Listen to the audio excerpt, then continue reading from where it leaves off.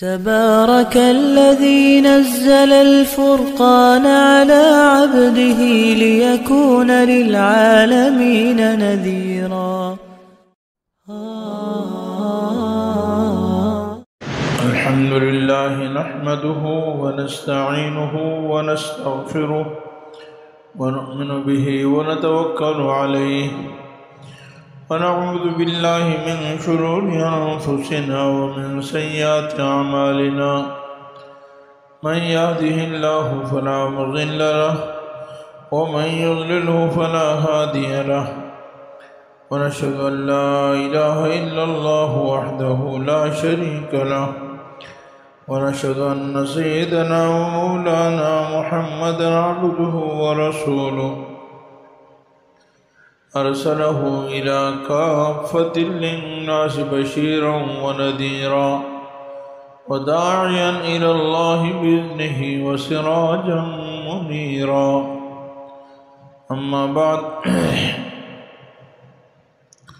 أعوذ بالله من الشيطان الرجيم. بسم الله الرحمن الرحيم. ولا تمدن عينيك إلى ما متعنا به أزواجا منهم زهرة الحياة الدنيا لنفتنهم فيه ورزق ربك خير وأبقى.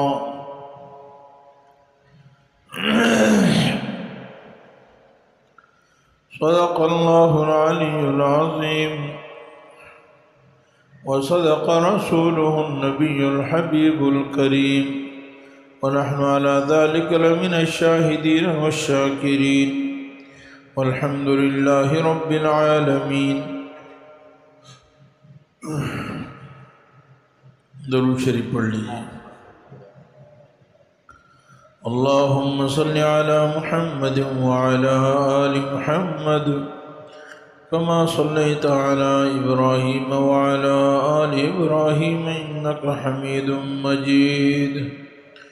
اللهم بارك على محمد وعلى آل محمد كما باركت على إبراهيم وعلى آل إبراهيم إنك حميد مجيد.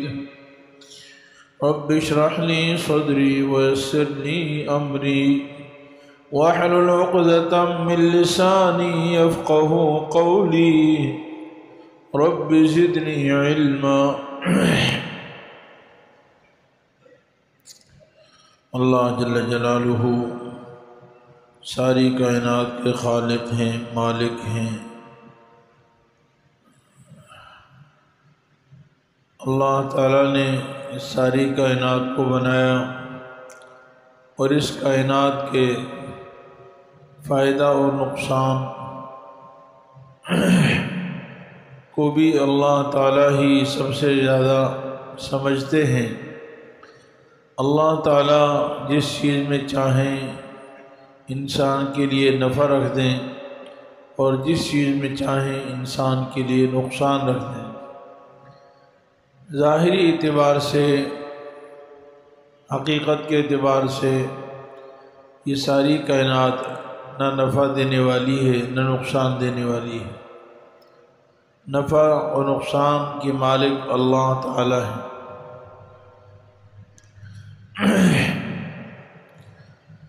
اللہ تعالی اپنی حکمت اور قدرت کے تحت اس دنیا میں مال تقسیم فرماتے ہیں. کسی کو کم دیتے ہیں، کسی کو زیادہ دیتے ہیں، اور اللہ تعالیٰ ہی اس کی حکمت جانتے ہیں. نہ کسی کا زیادہ مال دیکھ کر آدمی یہ کہہ سکتا ہے کہ کامیاب ہے، اور کسی کے پاس کم مال دیکھ کر اس کو یہ نہیں کہہ سکتا کہ یہ ناکام ہے. اللہ تعالیٰ نے ہمیں یہ بتایا ہے کہ اصل میں کامیاب وہ شخص ہے جو اللہ کا حکم مانتا ہے، اس کے پاس مال زیادہ ہو یا کم. اور ناکام وہ شخص ہے جو اللہ تعالیٰ کا حکم نہیں مانتا. اس لیے کسی کے پاس مال و دولت زیادہ ہے لیکن اللہ تعالیٰ فرماتے ہیں میرا اس سے اعلان جنگ ہے جو سود کا کام کرتا ہے۔ لازمی بات ہے سود خور کے پاس پیسے بہت ہوتے ہیں، لیکن اللہ تعالیٰ فرماتے ہیں فَإِن لَّمْ تَفْعَلُوا فَأَذَنُوا بِحَرْبٍ مِّنَ اللَّهِ وَرَسُولِهِ، اگر تم باز نہیں آؤ تو پھر جنگ ہے، سن لو اللہ تعالیٰ کی طرف سے اعلان، اللہ کا اور اس کے رسول کا تمہارے ساتھ لڑائی ہے۔ لازم بات ہے کہ اللہ اور اس کے رسول کے ساتھ جس کی جنگ ہوگی وہ کبھی بھی کامیاب نہیں ہو سکتا ہے۔ اور دوسری طرف اللہ تعالیٰ نے ایمان والوں کو پاکیزہ رزق کھانے کا حکم دیا ہے اور نیک عبادت کرنے کا حکم دیا ہے، نیک اعمال کرنے کا حکم دیا ہے۔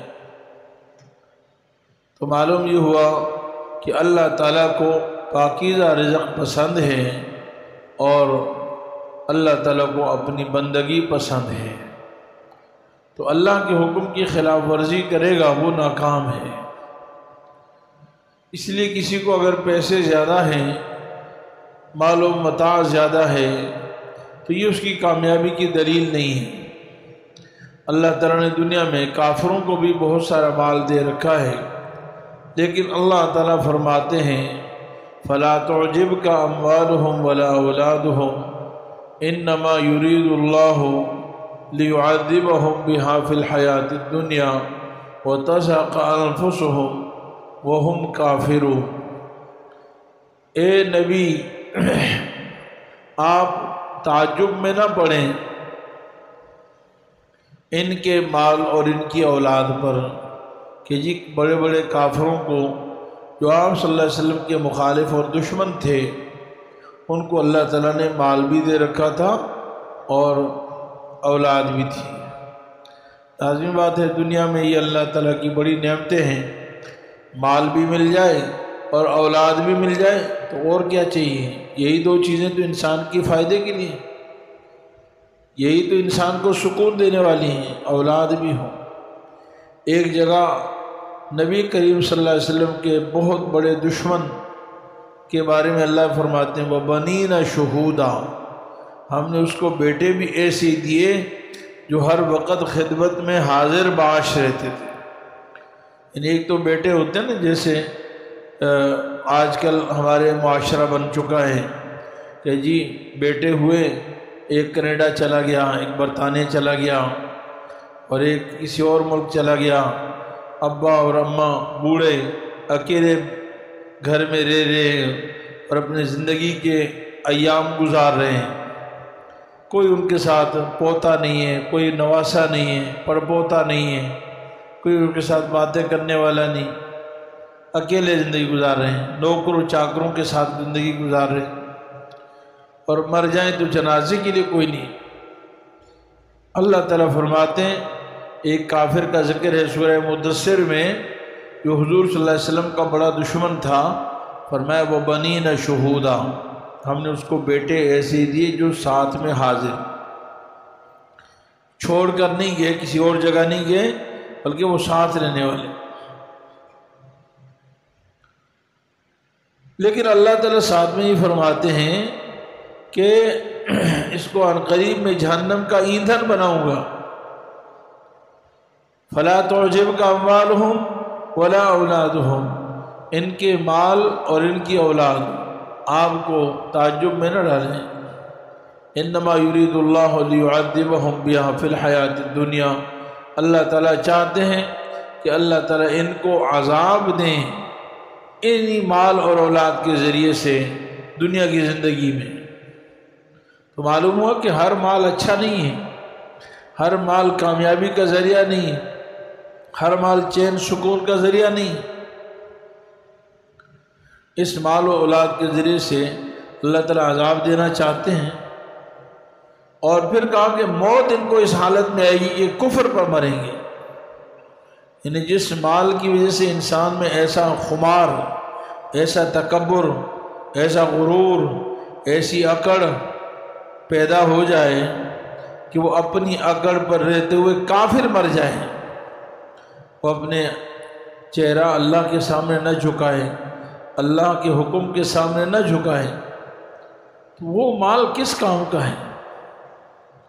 اس لیے ہر مال کو دیکھ کر رال نہیں ٹپکنی چاہیے۔ ہر مال دیکھ کر، ہر بنگلے، ہر کوٹھی، ہر گاڑی، ہر عزت شہرت، ہر عہدے کو دیکھ کر رال نہیں ٹپکنی چاہیے، بلکہ اللہ تعالیٰ سے اپنے لیے خیر کا سوال کرنا چاہیے۔ اگر کچھ چاہیے تو واسألوا اللہ من فضلی، اللہ سے مانگو اس کا فضل۔ اللہ تعالیٰ ہی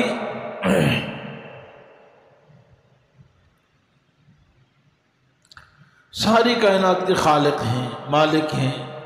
ہم مسجد میں جب آتے ہیں تو دعا کرتے ہیں اللہم افتح لی ابواب رحمتک، اے اللہ اپنی رحمت کے دروازے کھول دے۔ اور جب باہر نکلتے ہیں تو اللہم انی اسألک من فضلک، اے اللہ ہم تیرے فضل کا سوال کرتے ہیں۔ تو بس اللہ سے اس کا فضل مانگو بھائی۔ ہر مال دولت دیکھ کر اس کی طرف للچانا نہیں چاہیے۔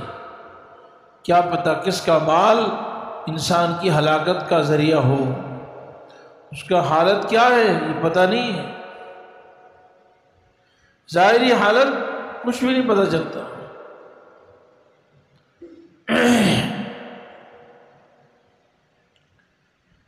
احادیث میں ایک واقعہ ذکر ہے، ایسے بچے کا واقعہ ذکر ہے جو بچپن میں جس نے بولا، چھوٹے ہوتے ہوئے۔ کئی بچے ایسے تھے جو دودھ پیتے بچے بول پڑے، مطلب پیدائشی بچے۔ ایک وہ جریج کا واقعے میں پیدائشی بچہ بولا، ایک حضرت یوسف علیہ السلام کی گواہی کے لیے چھوٹے بچے نے گواہی دی، زلیخا اور یوسف علیہ السلام کا جو واقعہ ہوا۔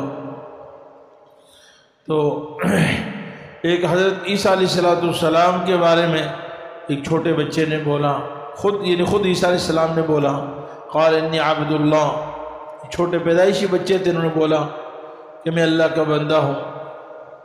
اور ایک یہ بچہ ہے، ایک اور واقعہ بھی آتا ہے اصحاب الاخدود کے بارے میں۔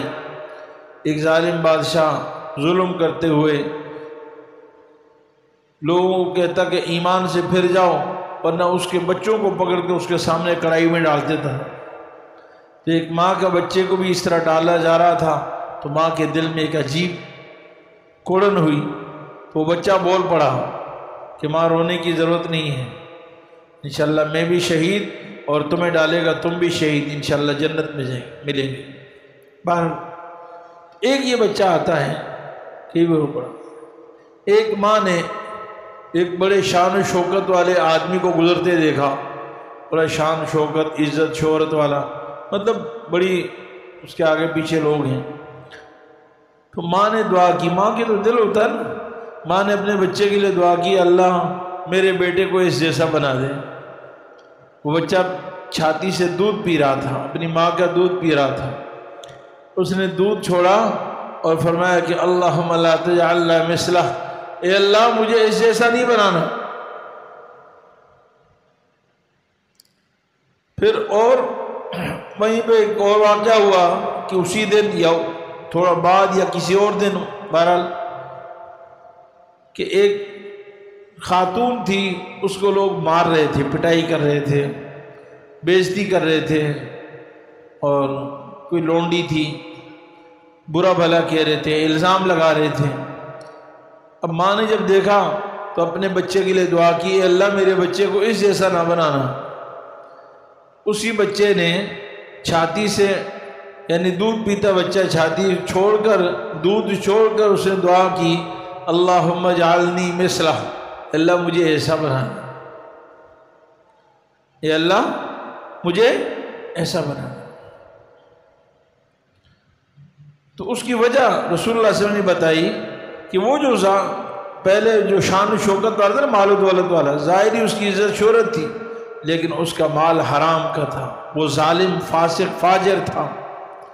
اب ماں نے تو ظاہری حالت کو دیکھا کہ اللہ اس جیسا بنا دے، اس جیسے کا مطلب ظالم بن جائے، فاسق فاجر بن جائے، دنیا کی دولت مل گئی تو کیا فائدہ، وہ تو ہلاک و برباد ہو گیا۔ جنہیں بچے نے دعا مانگی اللہ مجھے اس جیسا نہ بنانا، اور وہ جو خاتون لونڈی جس کو مارا جا رہا تھا اس پہ ظلماً لوگ ظلم کر رہے تھے، اور وہ پاک دامن صاف ستھری عورت تھی، مظلوم تھی، نیک خاتون تھی. اب ماں نے تو کہا یا اللہ اس جیسا نہ بنانا، بچے نے کہا اللہ مجھے اس جیسا بنا دے، بے گناہ، گناہوں سے پاک صاف. تو ظاہری حالت سے فیصلہ نہیں ہوتا میرے عزیز بھائی. کسی کو مال دیکھ کر ہم کہتے ہیں یہ اچھا ہے بھائی، یا اللہ مجھے ایسے ایسا بنا.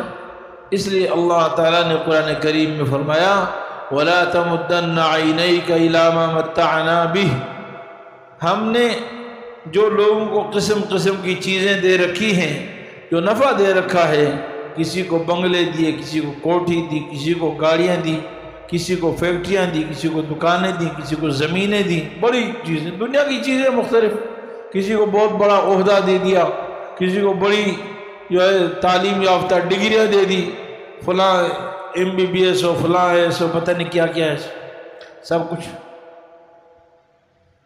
ان کو دیکھ کر للچایا نہیں کرو، پتہ نہیں کس کے ساتھ کیا معاملہ ہے.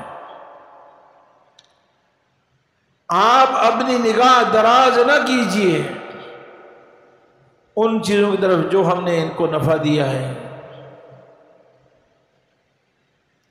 دنیا کی قسم قسم کی چیزیں ہیں. کیوں؟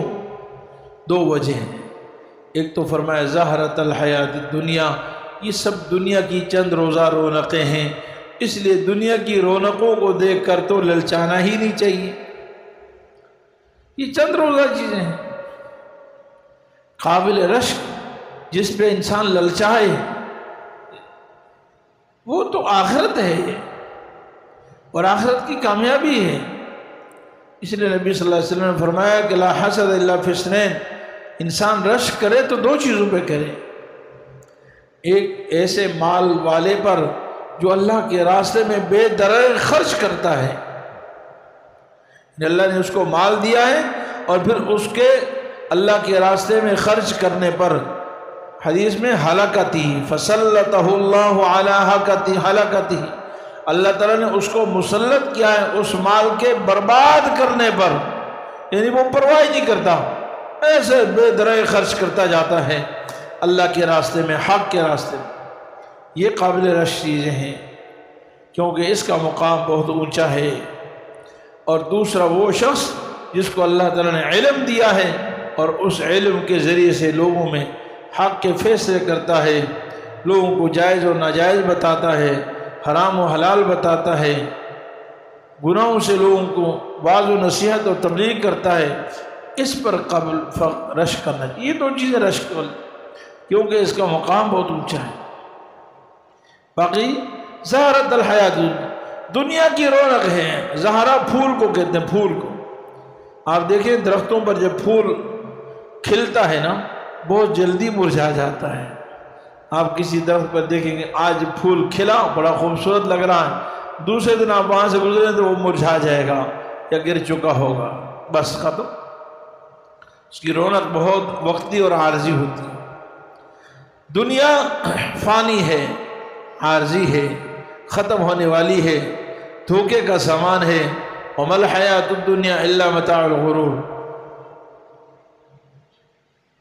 ایک حدیث میں آتا ہے نبی صلی اللہ علیہ وسلم کا گزر ہوا، ایک مردار بچہ، مردار بکری کا بچہ کہیں کچرے کے ڈھیر پہ پڑا تھا.